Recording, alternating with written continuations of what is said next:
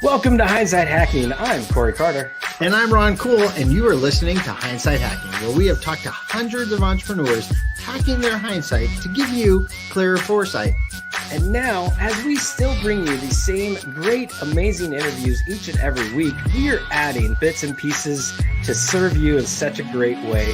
These bits and pieces are some mindset hacks, visibility hacks, traffic hacks, and more on the Daily Hack. So we want to make sure that you have all the tools and all the resources that you need to gain more visibility and gain more traffic. And obviously, to get more sales. So head over to gethhm.com/toolbox to grab your free resources to get the help you need to get more.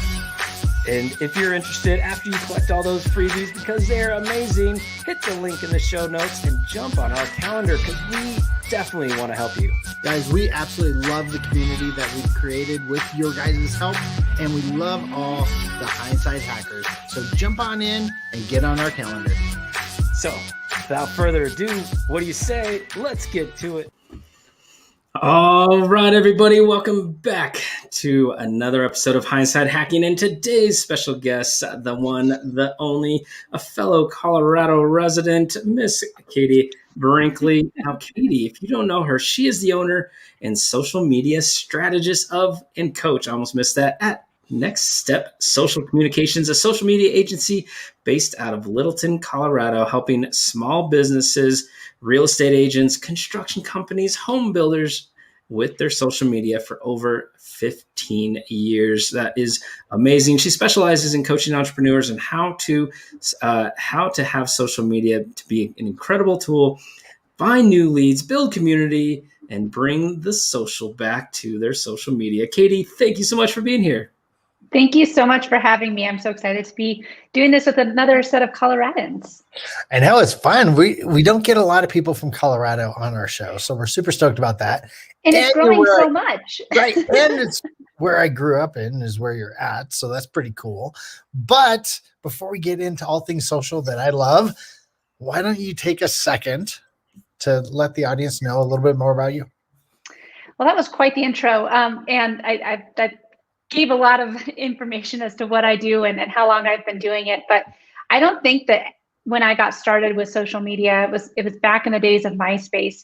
I wanted to be the next radio broadcaster at 850 KOA, and that was the job I got doing right out of college. But always on the side, I kind of been doing MySpace for bands, and then Facebook went away from just being for colleges, and I started getting businesses up on Facebook, and I saw what an incredible tool it is and how fast connections can happen on social media. And I never really gave it up. And so I had the opportunity about 4.5 years ago to leave the corporate world and do the thing that I enjoyed most with my job, which I did a lot of other things as a marketing director, but I always really enjoyed the social media side of my job. So having that opportunity to just do social media was kind of a dream come true. And I've been doing it for about 4.5 years now. Nice. Oh, very cool. So tell us about Next Step, Next Steps Communication, Next Steps. I think just Next Step. Tell us about that business and maybe just where that came from and just a little bit about what you got going on there. Yeah, so I think I like to help small businesses and I like to specialize with a lot of real estate agents and brokerages with their social media, because especially here in Colorado, it's quite the housing boom. So there's a lot of realtors out there, and one of the things that they fall into is as a trap of just posting the same type of content every week, and then they think that social media doesn't really work for them. And so that's what I like to teach my clients, my coaching clients, and my people that I do the entrepreneur coaching classes with, is how to bring their social back to their social media, how to show up authentically, how to feel comfortable, being the face of their business. Because the second that you decide to step away from the logo is when you will see your business kind of grow and your brand succeed. So that's why I try to teach a lot of my coaching clients. I also do done for you social media for construction companies and home builders. So I do the full social media strategy for them, everything from ads to the content creation, graphic creation, that is all stuff that we do here at Next Step Social. That is so cool. I think it's funny because we have a funny story on our own social media, because for me, I love doing social media. So I would always just do it myself. And then we got busy and started doing stuff for clients. And Corey doesn't pay me to do social media for myself. I was like, hey, I would probably do better at it if you paid me. And he's like, no, I don't want it. I was like, all right, well then it'll get out there when it gets out there.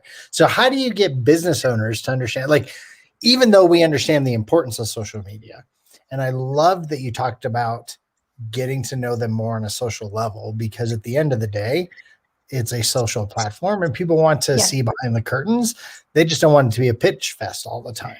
How do you get businesses to understand that? That is a great question. And I think that I'm glad that you even thought of that question, because not very many businesses think that way. And they think that social media has to be this either huge elaborate plan where it's going to take up so much time so they don't even bother doing it, or they go in without a strategy, and then all they end up doing is just selling and talking about themselves the whole time. Right. So I'm going to answer both of those scenarios. And I think that, one, I like to try and teach people how to develop a strategy and a consistent sort of rhythm for their social media. So that way they know they have those 3 or 4 posts going out that week, and they don't have to worry about, well, what am I going to post today? I haven't posted in a while. I guess I'll just take a picture of my dog, and so having that strategy and that content calendar created so that you can just know what's coming up. And I do think that businesses can be successful with their social media in as little as an hour a week. So once you develop that strategy and that consistent planning for your social media, it's just implementing it. And so that's why I try and teach a lot of my clients. Now, as far as being social on social media, that is a huge part of being successful, because I think that a lot of businesses try to just talk about themselves. And if you think about it, it's like going to a party and then you get stuck in the corner with your mom's next door neighbor's friend, and all they end up doing is talking about themselves for the entire party. Yeah. And you're like, okay, can somebody please save me? Why is nobody coming up? All they've done is talk about themselves. The eyes to many people. And yes, exactly. Exactly. And you don't want to be that person at the party, right? Nobody wants to be that person. And so that's where you have to take a step back and just realize that it is a two-way conversation. It is called social media for a reason. So if you're not creating posts that spark conversation, then you're not doing it the right way. And so yes, you can absolutely sell in your posts, tell people what you're doing and how they can buy from you, but always consider that it is a conversation. And the more successful social media posts that you are able to create are the ones that are going to generate conversations. So that's one of my biggest things for businesses, is to what's in it for the person that's reading this post or that's seeing this post. Yeah. So you're already talking about it's a two-way conversation. And so it made me think about the vanity side of social media, right? Like, ooh, I got 10,000 followers. Look at me, or whatever the numbers are, right? And how do you walk through, and it almost could go back to your plan of, it doesn't have to be this elaborate plan, like just get out there and have conversations, right? But how do you deal with those or answer those questions when somebody comes to you and they're like, well, I have 1,000 followers, and I want you to help me get to 2,000 or 3,000 or whatever those numbers really are on the vanity side of things. And what's your take on that? It's really hard, because I think that it's such a vanity metric. But in the same regard, Instagram especially kind of promotes it, because they don't give you the swipe up feature in your stories until you have at least 10,000 followers.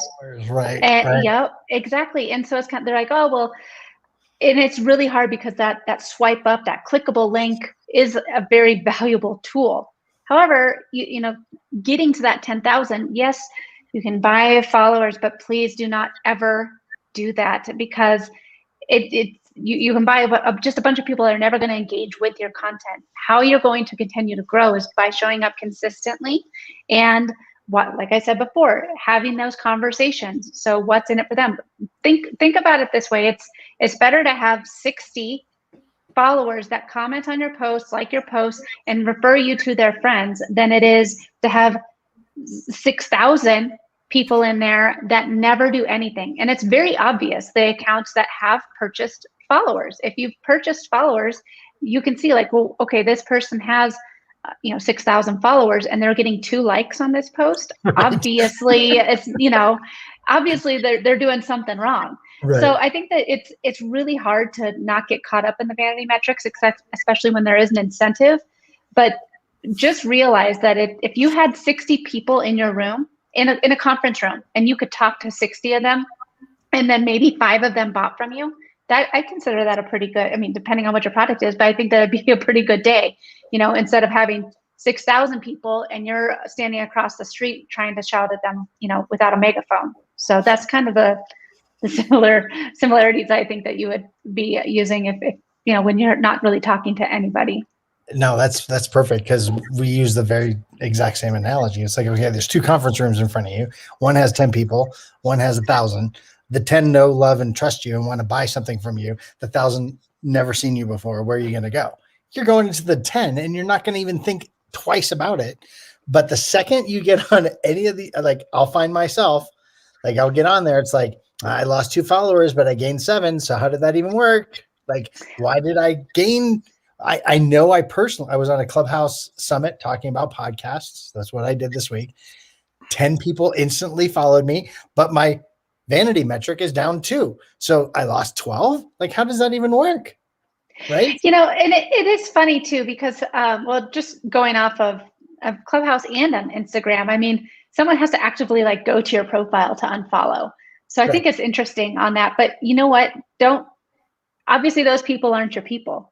They've and that's fine. You're going to find new people. I have a lot of weird bot people, I think, that have followed me, or Forex. Like, I get a ton of people wanting to get me into Forex, and I'm like, I'm not interested in Forex, and then they defriend me. It's fun.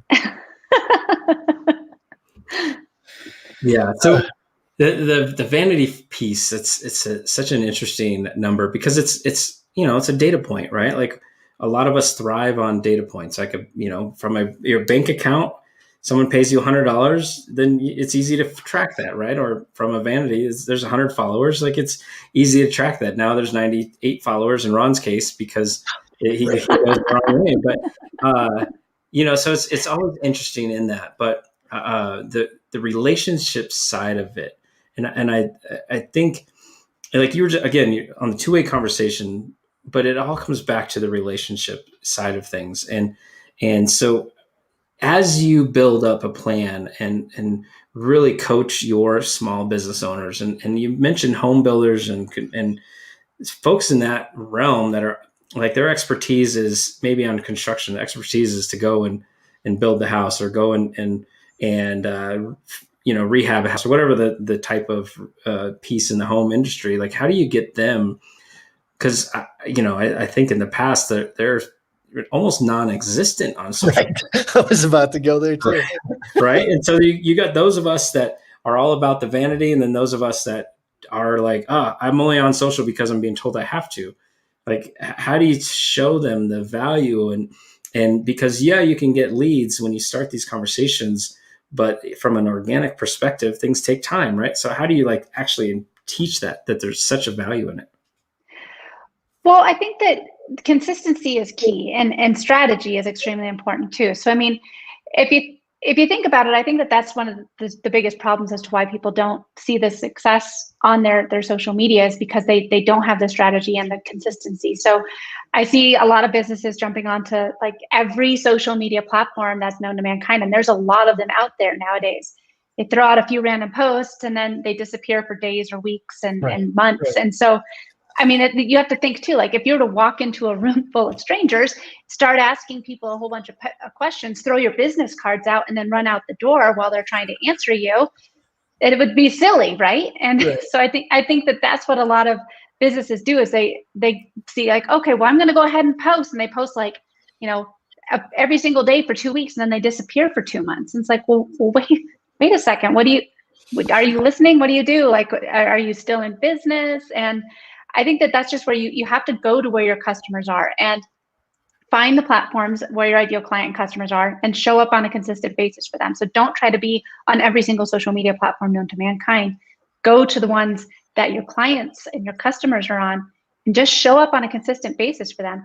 Whether it's you showing up with like on the job site photos, showing, the start of a project. I'm just going off the construction example. Start at the start of a project and then give regular updates. Show your workers out there, because your workers then will be like, hey, look, there I am. I'm going to share this with my network, or I'm going to like this. I'm going to comment on it. Oh, look, there's so-and-so.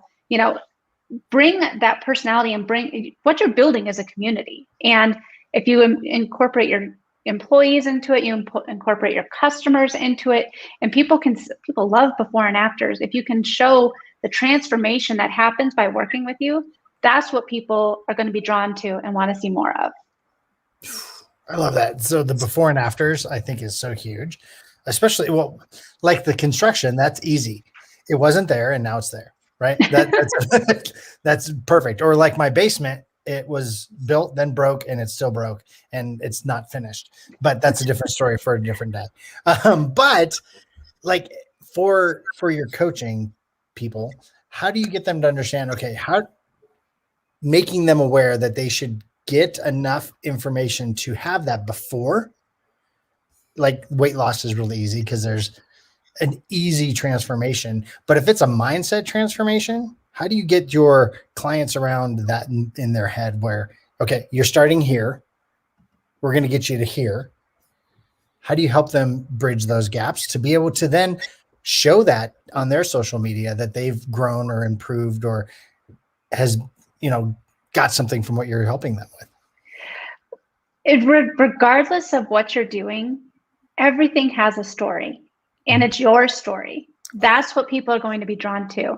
It's your story. And if you think about it, just with every movie, every TV show, there's a beginning, a middle, and an end. And regardless if you can see like a visual transformation, like a construction project, or if it's you showing up like, hey, here's my story of just starting the day with a cup of coffee, and then here I am on the, I'm just going to go to a real estate agent now. Like now here I am getting the listing ready. Here I am doing the walkthrough with the appraiser and the buyer. Here's the final story. Here's the conclusion of it, of this home buyer had the opportunity to buy their very first home. And, it was a 3-year journey, and everything has a story. And it's just realizing that your story means something to other people that are out there, and embracing your story.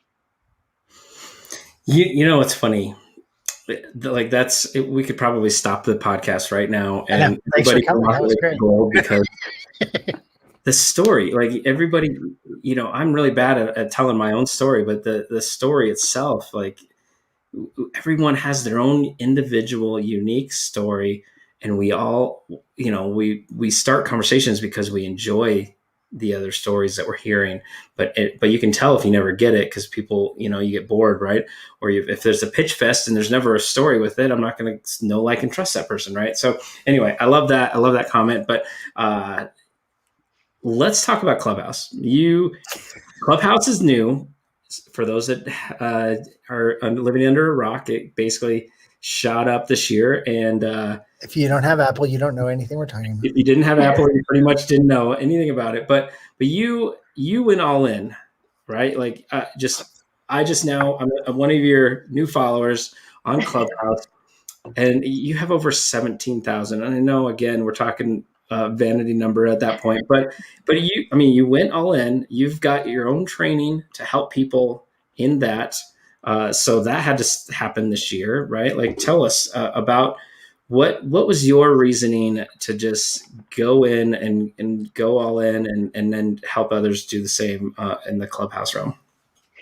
Yeah, so Clubhouse has really, like you said, taken the world by storm. And I think that right now it is iOS only. Android is going to be coming out in the next few weeks. So be ready for that, Android users. But for me, I got on the app like mid-December. And when I joined, I think that this is the problem that many people have, is I didn't really get it. I was like, well, this seems like a giant time suck. I'm not going to do this. I was like, well, this is stupid. But it's because it's it's another social media platform, but it's unlike any other social media platform out there. if you think about it, like I can sit on the couch and watch the Avalanche play and scroll through Instagram. I can watch Instagram Reels and just be thinking around, DMing, all sorts of things while I'm watching TV. Now that's how a lot of people engage on social media. They're doing two things at once in their mind, absentmindedly engaging on social media. Right. Clubhouse is not like that. And with Clubhouse, I like I said, I joined in December. I didn't really start joining rooms until around the second week of January. And that's when I started hosting more rooms. But for me, Clubhouse was really the perfect marriage. Once I understood what an incredible tool it is. It's like LinkedIn on steroids. Right. Connections are happening faster than ever from all over the world at lightning speed. And like I said, I come from radio, so I enjoy speaking. So that was great for me. And then it's social media. So another win. It's really like a marriage between my two passions, like a live broadcast, a live podcast mixed with LinkedIn on steroids, mixed with an AOL chat room. Right. So you can have incredible conversations with people all over the world at lightning speed. And I quickly saw like how fast these connections were happening and how networking was able to grow so quickly. So whether it's you want friendships, like I've made some great friends from Clubhouse, and it feels like we've been friends forever. I swear that Clubhouse days need to be tracked like in dog years, because it happens so fast. But I've made great friends. I've made great new like business partners for like I've found somebody to help do different email campaigns for me, and then I found a whole new network that I never would have been exposed to because I wasn't using the right hashtags. And so Clubhouse gives the opportunity for people to speak to what they're passionate about and what they're an authority in. And whether it's, social media or whether it's dog training or you're launching a course or anything, you can connect with people faster than ever. So I feel like I've said that numerous times, but it really is an incredible tool, the power of audio. Yeah, no, it's been, well, and what's interesting, because I've been in many rooms and we have a club and we've hosted our own rooms, but I've been able to get in other people's rooms that amazing leaders are in these rooms talking that there's no chance I would have ever been able to been a part of that, like in person ever, or a Zoom, or it doesn't even matter. If it wasn't for Clubhouse, I would not have heard this person talking live in a really cool way. But yeah, those relationships, they're amazing. But again, it's a relationship platform. And you're right. You are able to interact with people so quickly and create these collaborations so much faster than any other platform, because the difference between Clubhouse and everything else, you can't hide in Clubhouse. Like if you're asked a question directly and you're on the stage talking and you pause, like people are wondering what you're looking for, right? You can't hide. It's a conversation. You either are the expert or you're not. And people will know that, right? And it's a very interesting platform. I've loved it, but I was like you. I'm very deliberate when I go on there. So it is not a time suck, and I tell my people that we work with, go there. If your room isn't available, create a room. If no one gets in or you're not talking, don't stay on and don't consume it unless you have time to consume it. Because like I was in a Clubhouse summit to Friday, and I was like, he said, be on for a half hour. So I booked an hour because it's never a half hour on Clubhouse time, which should also have its own way of telling time, because it was like literally 2 hours in and I was like, I gotta go. I was like, it's time to leave. Right. So, that's one piece that I've really taken away from Clubhouse. But how is your course? You saw a need, you created this cool course. Tell us a little bit about that.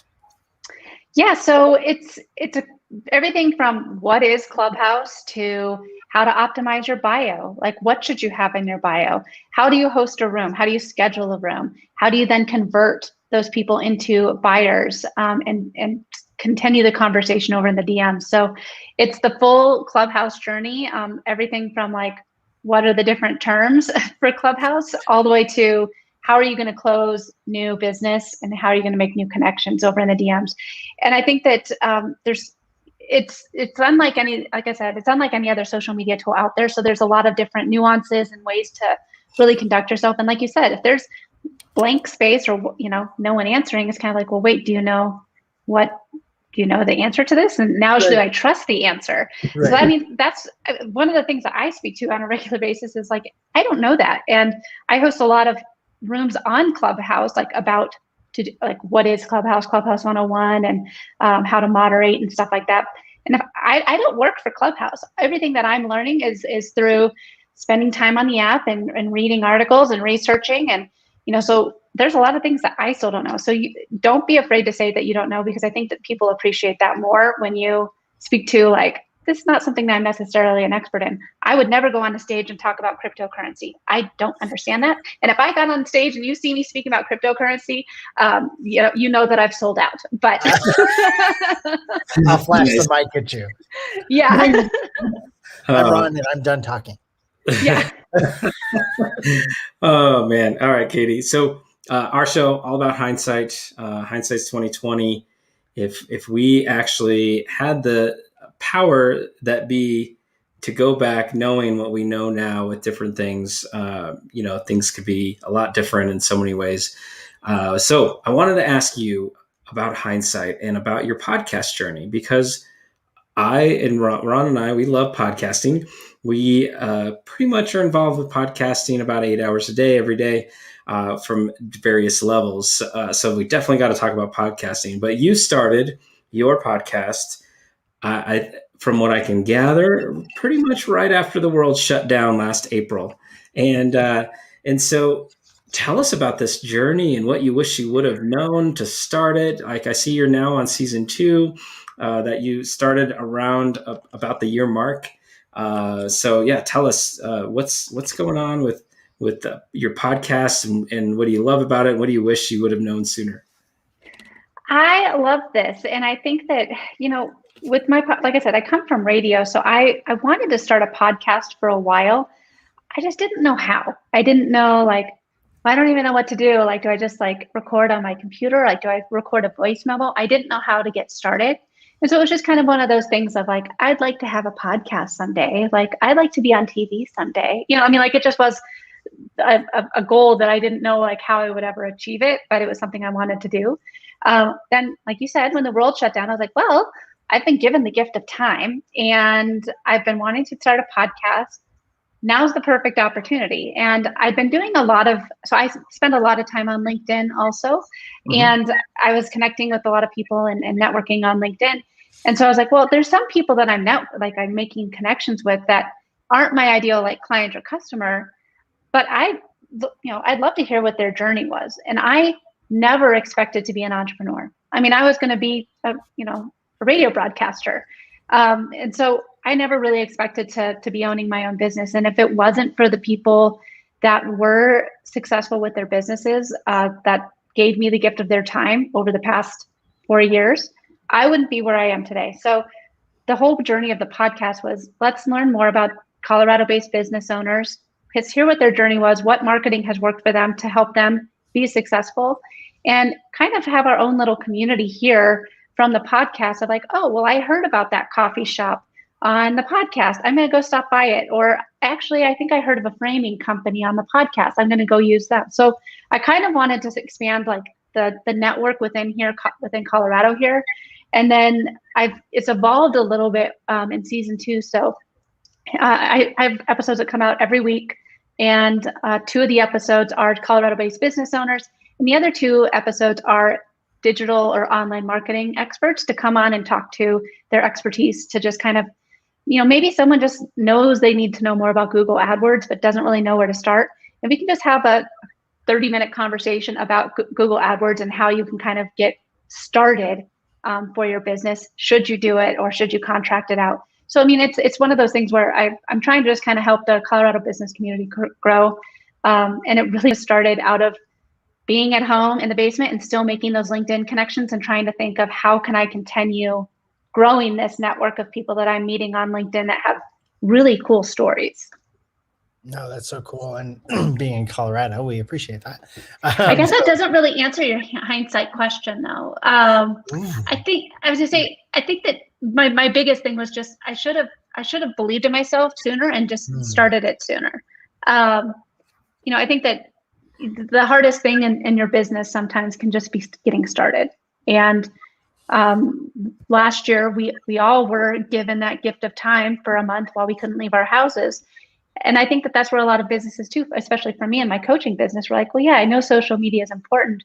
I just never really had time for it, so can you teach me? And so I think that try and take a step back, think about things that are on the back burner and maybe push those a little bit closer up on your priorities. That was my biggest hindsight, is I should have started it sooner, because I absolutely love doing my podcast. No, it is like, I'll tell you, podcasting changed our life. So that's why we help others start podcasts, because we know what it can do. But I know there's people like, hey, need help with social, want to learn about Clubhouse. What's going on with you now? How can people get involved with you? And tell us a little bit more about how they can get started with you. Yeah, so I'm on Clubhouse. You can find me at Katie Brinkley. I'm also on Instagram at I am Katie Brinkley. And if you're interested in the Clubhouse course, that is going to be it's almost finished, and it's going to be available. I'm waiting for Android to come out, so yes. I might just have to go ahead and push the course out now without having to wait for Android to be released, and just do like a phase 2. But it's almost out there. It's almost ready to go. And you can get that at katiebrinkley.com. So if you're ready and you want to learn a little bit more about Clubhouse, go and check it out there. Nice. Perfect. And then for Next Step Social, obviously you work with local businesses and all that. And so tell us, do you go meet with people in person and then work with them? It's just our whole world has become online. And I know there was a thing probably 3-4 months ago that we met a client in town, and because she was in town, we actually met her at a coffee shop instead of. It was crazy. We didn't know what to do. We're like, can you hold your computer? Do we shake hands or give elbows? Right. That was very awkward. Do we give you a hug? Right. I don't know. So, but yeah, tell us, are you still strictly looking for those business owners in Colorado, or do you work with folks via just online stuff out of the state, or what's that? Yeah, so I work with businesses all over the country. Most of my coaching clients, surprisingly, the one thing that I could do in person is are all Colorado-based businesses for the most part right now. But I have coaching clients from everywhere, and we can meet in person. I have an office in downtown Littleton, but especially for the coaching clients, we sit on a Zoom call like this, and we do a lot of screen sharing and a lot of okay, well, you're going to take the mouse over here, click on that button. And it's a lot of walking people through how to do it, but it's all through Zoom. And yeah, most of my stuff is right here online. So I don't know what I would do either. It was weird because yeah, we had built this whole thing online, and then we're like, oh, she's in Colorado, so let's meet with her. And it was so awkward, even though Corey and I came from the face-to-face building like that. We transitioned to this online space. And even when we do podcast interviews, if they're not live, it's just weird for us because we're just so used to it now. And, creature of habit. That's what we do. Yeah. And, I think that too, I'm looking forward to seeing how life gets to be come October, because we all saw how fast things can change. Things can change in the blink of an eye. And suddenly we were all online, and now we're the world's starting to open up again. Maybe a little bit. Okay. One final question for me today, Katie, and that is number one advice for a business owner that knows they need to be online.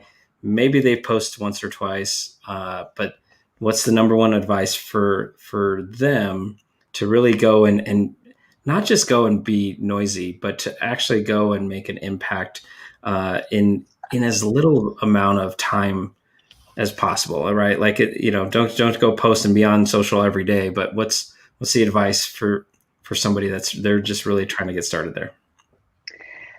Stick to just one platform. I start with one and grow from there, because I do think if I'm not posting on all of them, then I'm missing out on people. But that's there. If you think about it, there's if you choose Instagram, there's 5 ways to post on Instagram. And you need to show up in all 5 of those avenues. If you want to go in on Facebook, you're probably gonna have to do some ad spend because of the way the algorithm works. Is it LinkedIn? So focus in on the platform that makes the most sense for you and your business, and show up consistently. Show up on a regular basis. It does not need to be every day. It doesn't need to be multiple times a day. Really just try. I think that you can be very successful with social media with posting just in as little as 3 to 4 times a week. Make a commitment to those 3 to 4 times a week, schedule it out, and show up on a consistent basis. And I promise that you will start seeing growth. So good. So good. Thank you so much for your time today, Katie. I'm so excited that we connected. Hopefully we will continue to connect since we're in the same state. Kind of makes sense. Yeah, it does. But why don't you give everybody the best website for them to connect with you again? You can connect with me at nextstepsocialcommunications.com. Perfect. All right. Thanks so much, Katie. Talk to you soon. Thank you. All right, Ron. It looks like we're having coffee with Katie. I don't know if anybody caught that, but she is a coffee lover. I caught it on her back table. Yeah. Yeah, as we are. So, but first, before we go have coffee, we need to discuss what we learned today. So I assume you have a takeaway for us. Oh, I have a bunch. Let's see. I think the biggest one, especially since you're talking to a screen, right? And people are, if they're doing a Facebook Live, they don't feel like they're talking to anybody because they're just talking to a screen. Really understand it's a relationship and it's a two-way conversation, right? And I thought that was huge. I love where she said, keep your personality and your story. People want to know the story. I mean, think about, this is like the worst example ever, but I'm going to use it. NASCAR, they turn left the whole time, right? There's not a lot of excitement except for what? A crash. Or a crash, yeah. A crash or an end, right? People want to see the train wreck. People want to see what's going on. People want, if it's your tribe and your people and your group of people that have followed you on social, they want to get to know you. And if you open up the curtains a little bit, it's crazy. And I loved how she said, open it up, step away from the brand just a little bit. I mean, you don't have to take them in the bathroom, but you know what I mean? Yeah. I mean, just to be genuine, right? Like just go be that person, be the real person that you are. Like you and I, we are not hindsight hacking, right? We're Ron and Corey. Right. And so to open up a little bit to let the team people know. And once they get to know you, they'll hopefully like you. Would you be hindsight or would you be hacking? I think I am hacking and you're the hindsight. No. I figured you would say that. That's not right. But that's And then one other piece, right? Like if whatever your business is, right, showing the results, right? The befores and the after. And it doesn't have to be just the weight loss, right? It doesn't have to be the 100-pound weight loss journey that a person went through. But those are easy to, as an example, because you can physically see the change or the transformation. Or if you're a home builder, you can see the dingy old house to the new house. So, but find a way for your business to show the results, to show the befores and the afters. And so you add that with your personality, you show the results that you're giving your people. And guess what? Your tribe will flock to you and your tribe will buy from you. So that's all we got for you today. And stay tuned when we come back with another episode. But first and foremost, hit the show notes and head on over and get to know Katie further. Yeah, absolutely, guys. Thanks for hopping on today and being an impactor. All right, everyone.